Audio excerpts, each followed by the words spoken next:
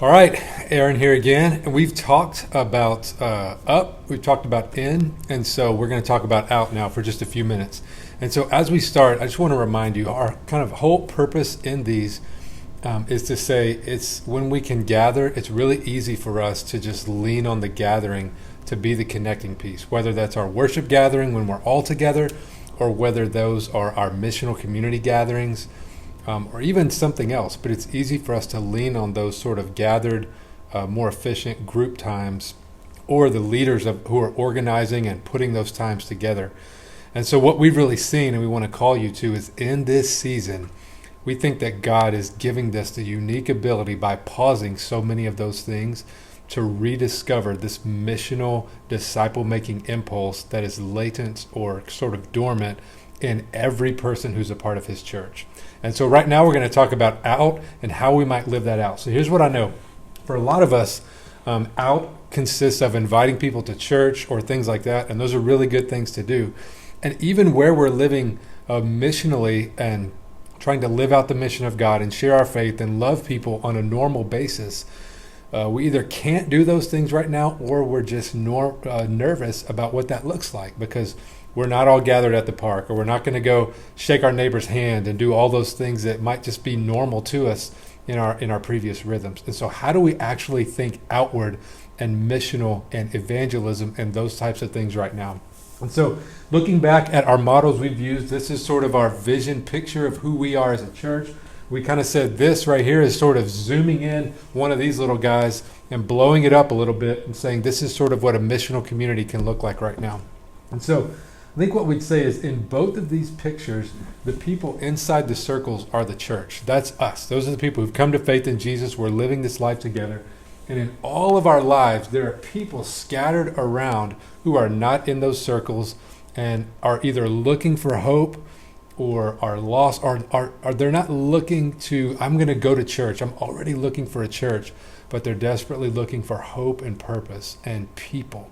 And so we see that even in missional communities, whether yours meets in your neighborhood or however it kind of revolves around, there are people that God has put in your circles that are around you that are not a part of that group or any other group or church that he has put in your life because he wants you to impact.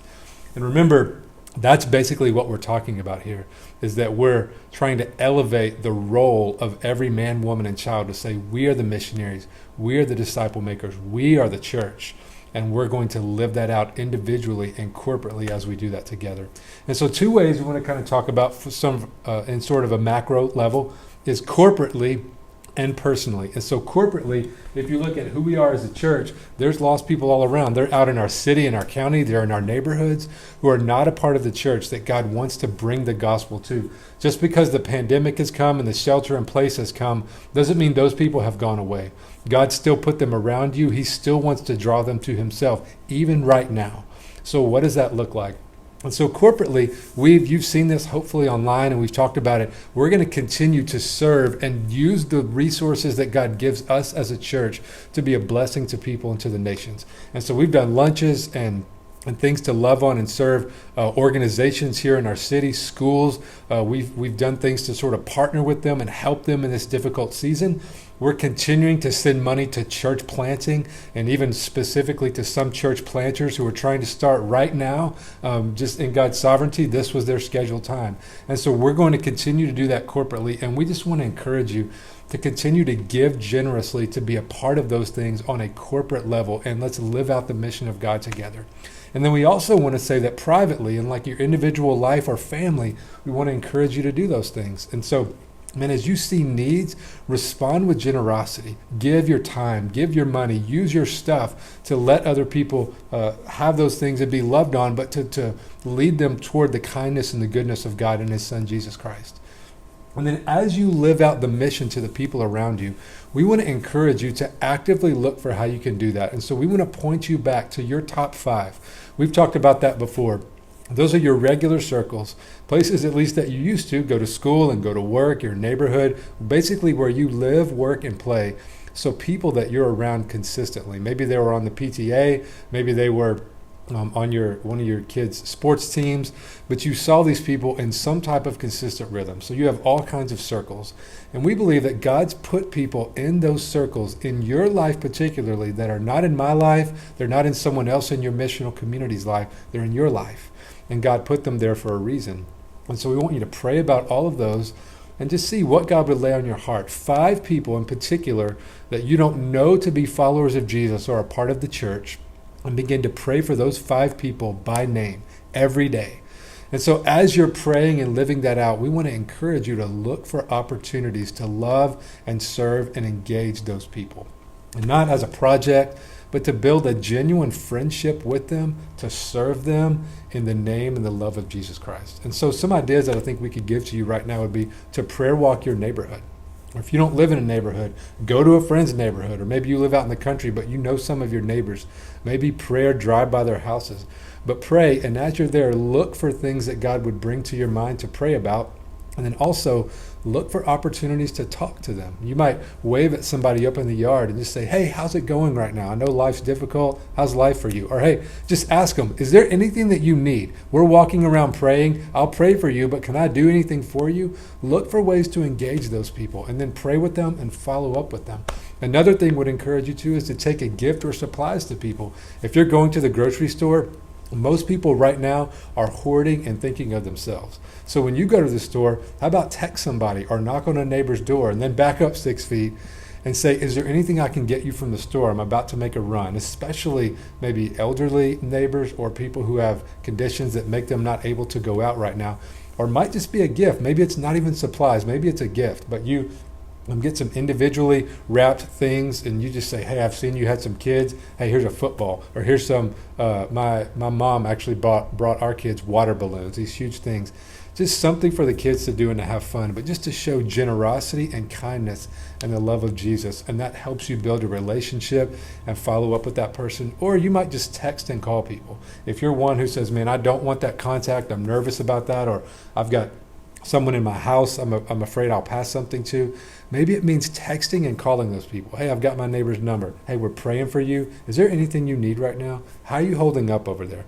But intentionally looking for ways to reach out. And it may also be back in this corporate level, back to this worship gathering piece. We're doing our live stream on Sundays, worshiping together, walking through the scriptures together.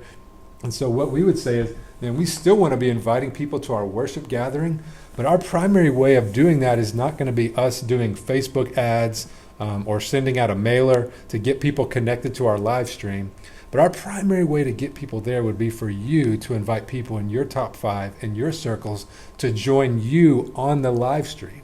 And then when you see them there, text them or type a comment, hey, I see you there. So glad you're here. And then you follow up with them. Hey, what did you think about this? Man, how was this for you? Do you have any questions maybe that I can answer for you? But it's you inviting them to be your guest as they join us. And so really the purpose, again, in all of this is we still have purpose. We still have mission. Our identity as the people of God hasn't changed one bit. And God knew that this whole pandemic lockdown situation was coming and is accomplishing his purposes even in the midst of it.